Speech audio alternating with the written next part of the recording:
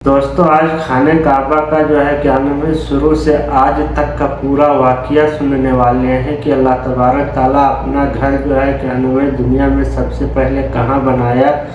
तो मैं आपको बता दूं क्या नाम है खाने काबा जो है क्या नाम है मक्का शरीफ में बना और कितनी बार जो है क्या नाम है खाने काबा की तामीर हुई है, सब कुछ आज के इस वीडियो में जानेंगे। आप लोग भी इस वीडियो को जो है क्या नाम है शुरू से लास्ट तक ज़रूर देखें। दुनिया भर के जो है क्या नाम है हर मुसलमान की ख्वाहिश होती है कि खाने काबा की जो है क्या नाम है ज़ियारत हो जाए। अस्सलाम वालेकुम वरहमतुल्लाहि वबरकातुहू। क्या हाल चाल, उम्मीद करता हूँ खैरियत से होंगे। आप सभी लोगों को एक और न्यू वीडियो में खुशामदीद।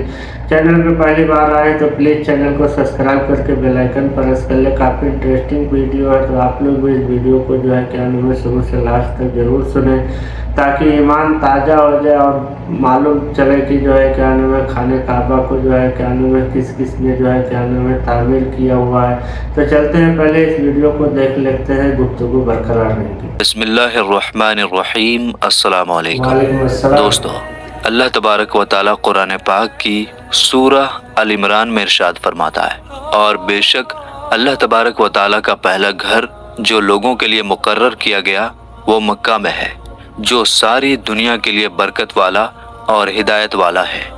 मेरे दोस्तों, क्या आप जानते हैं कि दुनिया में सबसे पहले अल्लाह तबारक व तआला ने अपने घर खाना काबा को किस तरह और कब बनाया? क्या ये बात सच है कि अल्लाह तबारक व तआला ने खाना काबा को पैदा किया? और खाना काबा की तामीर सबसे पहले किसने की? यानी खाना काबा को सबसे पहले किसने बनाया? और खाना काबा का हज और तवाफ करने वाले सबसे पहले कौन लोग थे? और अभी जो काबा शरीफ है उसको तामीर यानी बनाए हुए कितने सौ साल हो गए? और खाना काबा को अब तक कितनी बार तामीर किया जा चुका है यानी बनाया जा चुका है? और खाना काबा का रहस्यमय इतिहास क्या है? मेरे दोस्तों, इन सारे सवालों के जवाब हम आपको कुरान और हदीस की रोशनी में बताएंगे, इसलिए आपसे रिक्वेस्ट करते हैं कि हमारी इस वीडियो को पूरा ज़रूर देखिएगा। दोस्तों, खाना काबा एक ऐसी मुक़द्दस जगह है जिसको देखने के लिए हर मुसलमान तड़पता है और जिसका तवाफ़ करने के लिए हर मुसलमान का दिल तरसता है। मेरे दोस्तों, अभी का जो खाना काबा है वो 404 साल पुराना है। खाना काबा को अब तक 10 बार बनाया जा चुका है। मेरे दोस्तों, खाना काबा की सबसे पहली तामीर हज़रत आदम अलैहिस्सलाम की पैदाइश से 2000 साल पहले हुई, और खाना काबा को सबसे पहले अल्लाह ताला के हुक्म से फरिश्तों ने बनाया। जिस तरह के तफसीर की किताब कुर्तुबी में लिखा है कि जब अल्लाह तबारक व तआला से फरिश्तों ने कहा कि इंसान तो पैदाइश के बाद ज़मीन पर झगड़ा फसाद करेगा और बहुत खून खराबा होगा, जिस पर अल्लाह पाक ने फरमाया कि जो कुछ मैं जानता हूँ वो तुम नहीं जानते। फरिश्ते ये सोचने लगे कि अल्लाह तबारक व तआला हमसे नाराज़ हो गया है। उस वक्त फरिश्ते अल्लाह तबारक व तआला को राज़ी करने के लिए अल्लाह तबारक व तआला के अर्श के नीचे तवाफ़ करने लगे और अल्लाह पाक की तस्बीह बयान करने लगे। तो अल्लाह तबारक व तआला ने उन पर रहमत नाजिल फरमाई और अपने अर्श के नीचे खूबसूरत और हुस्न जमाल वाला घर तामीर किया, जो ज़बरजद के 4 खम्भों पर बना हुआ था, और ये घर फरिश्तों के बीच बैतुल मामूर के नाम से जाना गया। जिस तरह के अल्लाह तबारक व तआला सूरह तूर में बैतुल मामूर का जिक्र फरमाता है। मेरे दोस्तों, बैतुल मामूर फरिश्तों का काबा है, और ये 7वें आसमान में अर्श के सामने काबा शरीफ के बिल्कुल ऊपर है। फरिश्तों के बीच बैतुल मामूर की ऐसी अहमियत है जैसे ज़मीन पर काबा शरीफ की अहमियत है।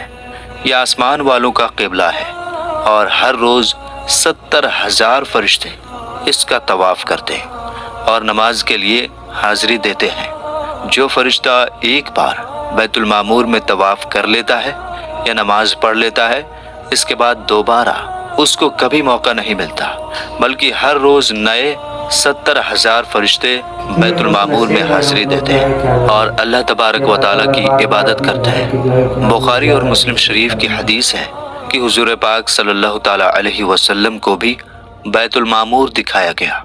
मेरे दोस्तों, सबसे पहले अल्लाह तबारक व तआला ने फरिश्तों के लिए काबा बनाया, जिसको बैतुल मामूर कहा जाता है। اس کے بعد اللہ تبارک و تعالی نے فرشتوں کو حکم دیا کہ زمین پر بھی اس بیت المعمور کے جیسا میرا گھر بناؤ، تاکہ جس طرح فرشتے بیت المعمور کا طواف کرتے ہیں اسی طرح زمین پر میرے بندے اس گھر کا طواف کریں اور میری عبادت کریں۔ چنانچہ فرشتوں نے اللہ تبارک و تعالی کے حکم کی تعمیل کرتے ہوئے سب سے پہلے زمین پر بیت اللہ شریف یعنی کعبہ شریف کی تعمیر کی اور اس کا طواف شروع کیا، اور فرشتوں نے ہی سب سے پہلے خانہ کعبہ کا حج کیا۔ میرے دوستو، خانہ کعبہ کی دوسری تعمیر اس وقت ہوئی جب اللہ تبارک و تعالی نے حضرت آدم علیہ السلام کو پیدا کرنے کے بعد زمین پر اتارا۔ اس طرح جب حضرت آدم علیہ السلام جنت سے زمین پر تشریف لائے تو حضرت آدم علیہ السلام نے اللہ تبارک و تعالی کی بارگاہ میں عرض کی، یا رب العالمین، میں یہاں نہ تو ملائکہ کی تسبیح و تکبیر سن سکتا ہوں اور نہ ہی کوئی عبادت گاہ دیکھتا ہوں، جیسا کہ آسمان میں بیت المعمور کو دیکھا کرتا تھا جس کے چاروں طرف فرشتے طواف کیا کرتے تھے۔ حضرت آدم علیہ السلام کی یہ فریاد سن کر اللہ تبارک و تعالی نے حضرت آدم علیہ السلام سے فرمایا کہ جاؤ، جہاں پر ہم نشان بتائیں وہاں کعبہ بنا کر اس کے چاروں طرف طواف بھی کر لو اور اس کی طرف منہ کر کے نماز بھی ادا کرو۔ حضرت جبرائیل علیہ السلام کو اللہ تبارک و تعالی نے حضرت آدم علیہ السلام کو گائیڈ کرنے کے لیے ان کے ساتھ بھیجا۔ چنانچہ حضرت جبرائیل علیہ السلام اللہ تبارک و تعالی کے حکم پر حضرت آدم علیہ السلام کے ساتھ چل پڑے اور انہیں اس جگہ پر لائے جہاں سے زمین بنی تھی، یعنی جس جگہ سے سب سے پہلے زمین کی جھاگ پیدا ہوئی تھی اور پھر وہی جھاگ پھیل کر پوری زمین بنی۔ اس جگہ پر حضرت جبرائیل علیہ السلام نے اپنے پر کو زمین پر مارا تو ساتوں زمین تک خانہ کعبہ کی بنیاد ڈال دی، جن بنیادوں کو فرشتوں نے 5 پہاڑوں کے پتھروں کی مدد سے بھرا اور ان بنیادوں پر چاروں طرف دیواریں کھڑی کر دی۔ ان 5 پہاڑوں میں کوہ لبنان، کوہ طور، کوہ جود ہیرا وغیرہ بھی شامل تھے۔ اس طرح جب دوسری بار بنایا جا رہا تھا تو حضرت جبرائیل علیہ السلام، حضرت آدم علیہ السلام اور حضرت اماں حوا رضی اللہ تعالی عنہا بھی شامل تھے۔ حضرت اماں حوا رضی اللہ تعالی عنہا مٹی اٹھا کر لاتی اور حضرت آدم علیہ السلام خانہ کعبہ کو بناتے جاتے۔ جب خانہ کعبہ کی تعمیر کا کام پورا ہو گیا تو پھر اللہ تبارک و تعالی نے حضرت آدم علیہ السلام کو طواف کرنے کا حکم دیا اور ساتھ ہی فرمایا کہ آپ پہلے انسان ہیں اور یہ پہلا گھر ہے۔ پھر حضرت آدم علیہ السلام خانہ کعبہ کی طرف منہ کر کے نماز ادا کیا کرتے اور اللہ تبارک و تعالیٰ کی عبادت میں لگے رہتے۔ خانہ کعبہ کو تیسری بار کس نے بنایا؟ تو دوستو، آدم علیہ السلام کے بنانے کے بعد وقت کے ساتھ ساتھ خانہ کعبہ کی دیواریں بھی کمزور ہونے لگیں، تو حضرت آدم علیہ السلام کے بیٹے حضرت شیث علیہ السلام نے مٹی اور پتھر سے خانہ کعبہ کو تیسری بار بنایا، جبکہ کچھ مفسرین کا یہ کہنا ہے کہ حضرت شیث علیہ السلام نے صرف خانہ کعبہ کی مرمت کا کام کیا، اس کی تعمیر نہیں کی۔ میرے دوستو، اب بات کرتے ہیں خانہ کعبہ کو چوتھی بار کس نے بنایا؟ تو دوستو، خانہ کعبہ کو چوتھی بار اس وقت بنایا گیا جب اللہ تبارک و تعالیٰ نے حضرت نوح علیہ السلام کی قوم پر طوفان کا عذاب بھیجا۔ طوفان نوح میں خانہ کعبہ کی عمارت غائب ہو گئی اور کچھ روایت کے مطابق خانہ کعبہ کی عمارت کو اٹھا لیا گیا اور یہ جگہ صرف ایک اونچے اور لال ٹیلے کی طرح رہ گئی تھی۔ اس طوفان کے بعد جب حضرت ابراہیم علیہ السلام اس دنیا میں تشریف لائے تو اللہ تبارک و تعالیٰ نے حضرت ابراہیم علیہ السلام کو خانہ کعبہ کو بنانے کا حکم دیا۔ حضرت ابراہیم علیہ السلام نے چوتھی بار خانہ کعبہ کو کس طرح بنایا، اس واقعے کے پیچھے کی کہانی کچھ اس طرح ہے کہ جب اللہ تبارک و تعالیٰ کے حکم کے مطابق حضرت ابراہیم علیہ السلام نے اپنی بیوی حضرت بی بی ہاجرہ رضی اللہ تعالی عنہا اور اپنے بیٹے حضرت اسماعیل علیہ السلام کو مکہ کی بنجر و ویران زمین اور پہاڑوں کے بیچ چھوڑ دیا، جہاں پر کوئی انسانی آبادی کا نام و نشان نہ تھا اور نہ ہی خانہ کعبہ کی عمارت تھی۔ خانہ کعبہ کی جگہ بس ایک لال رنگ کا ٹیلا تھا۔ اس وقت حضرت ابراہیم علیہ السلام نے اپنی بیوی اور بچوں کو چھوڑ کر اللہ تبارک و تعالیٰ کے حکم کے مطابق مکہ کی طرف پہلا سفر کیا۔ اس کے بعد جب دوسری بار حضرت ابراہیم علیہ السلام اپنے خاندان سے ملنے کے لیے فلسطین سے مکہ آئے تو تب حضرت اسماعیل علیہ السلام کی قربانی کا واقعہ پیش آیا، اور تیسری بار جب حضرت ابراہیم علیہ السلام مکہ میں تشریف لائے تو حضرت اسماعیل علیہ السلام کی شادی ہوئی، اور اس وقت حضرت ہاجرہ رضی اللہ تعالی عنہا کا انتقال ہو چکا تھا۔ چوتھی بار جب حضرت ابراہیم علیہ السلام مکہ میں تشریف لائے تو آپ کی ملاقات آپ کے بیٹے حضرت اسماعیل علیہ السلام سے نہ ہوئی۔ پھر پانچویں بار جب حضرت ابراہیم علیہ السلام مکہ میں تشریف لائے تو اس وقت اللہ تبارک و تعالیٰ نے حضرت ابراہیم علیہ السلام کو کعبہ شریف کو بنانے کا حکم دیا۔ حضرت ابراہیم علیہ السلام نے حضرت اسماعیل علیہ السلام سے فرمایا کہ میرے بیٹے، اللہ تبارک و تعالیٰ نے مجھے حکم دیا ہے کہ میں اس گھر کی تعمیر کروں، یعنی اس گھر کو بناؤں۔ تو حضرت اسماعیل علیہ السلام نے عرض کیا کہ ضرور کیجئے، میں خدمت کے لیے حاضر ہوں۔ چنانچہ ایک روایت کے مطابق خانہ کعبہ کی بنیادوں کا نشان حضرت جبرائیل علیہ السلام نے بتایا، اس پر حضرت ابراہیم علیہ السلام اور حضرت اسماعیل علیہ السلام نے بنانا شروع کیا۔ جب کھدائی شروع ہوئی تو پرانی بنیادیں دکھنے لگیں جن پر حضرت آدم علیہ السلام نے کعبہ شریف کو بنایا تھا۔ حضرت آدم علیہ السلام کی بنیادوں کے دکھ جانے کے بعد خانہ کعبہ کی تعمیر شروع ہوئی۔ حضرت ابراہیم علیہ السلام اپنے اس بڑھاپے میں ایک کاریگر اور حضرت اسماعیل علیہ السلام ایک مزدور کی حیثیت سے خانہ کعبہ کو بنانے لگے۔ کوہ لبنان، کوہ حرا، کوہ ابو القیس، کوہ صفا اور کوہ مروہ، ان پانچوں پہاڑوں سے حضرت جبرائیل علیہ السلام پتھر اٹھا کر لاتے اور حضرت ابراہیم علیہ السلام کعبے میں لگاتے۔ پھر حضرت جبرائیل علیہ السلام کی نشاندہی سے جبل ابی قبیس کے کنویں سے 2 پتھر ملے۔ حضرت ابراہیم علیہ السلام ان پتھروں کو اٹھا کر لائے۔ ان میں سے ایک پتھر حجر اسود تھا اور دوسرا پتھر مقام ابراہیم کے نام سے مشہور ہوا۔ میرے دوستو، مقام ابراہیم وہ مشہور پتھر ہے جس پر کھڑے ہو کر حضرت ابراہیم علیہ السلام نے کعبہ کی دیواریں بنائی۔ جیسے جیسے خانہ کعبہ کی دیواریں اونچی ہوتی جاتی ویسے ویسے وہ پتھر بھی ہوا میں اونچا ہوتا جاتا۔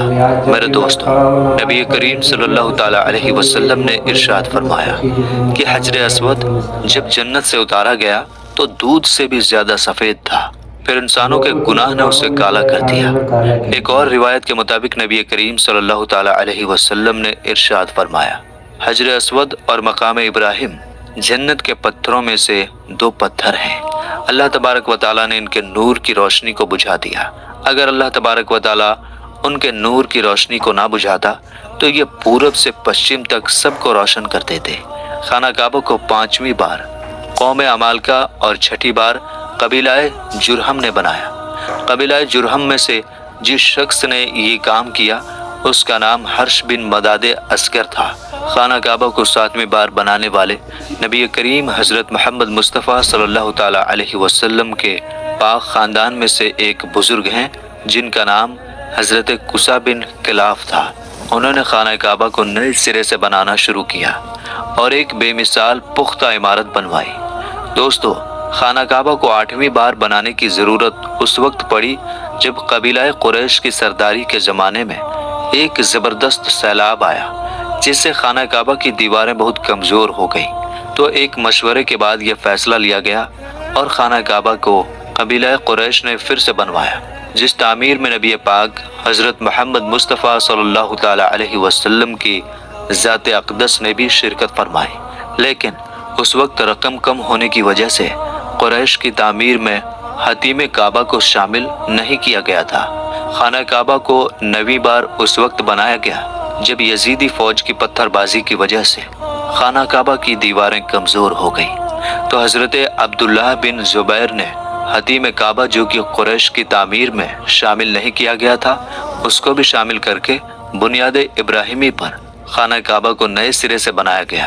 خانہ کعبہ کی 10ویں تعمیر عبد الملک بن مروان کے نائب حجاج بن یوسف جو کہ ایک ظالم حکمران تھا، اس نے 74 ہجری میں پھر سے خانہ کعبہ کو قریش والی تعمیر کے مطابق بنوایا۔ اس کے دور کے بعد جب خلیفہ ہارون حکومت پر بیٹھا تو اس نے خانہ کعبہ کو گرانے کا فیصلہ کیا اور حضرت عبداللہ بن زبیر کی تعمیر کے مطابق خانہ کعبہ کو تعمیر کرنا چاہا، لیکن امام ابو یوسف نے یہ کہہ کر اسے روک دیا کہ اگر یہی طریقہ کار رہا تو ہر آنے والے حکمران مشہور ہونے کے لیے खाना काबा को गिरा कर नई तामीर करवाया करेगा और इस तरह लोगों के दिलों में इस घर की अजमत कम होती जाएगी।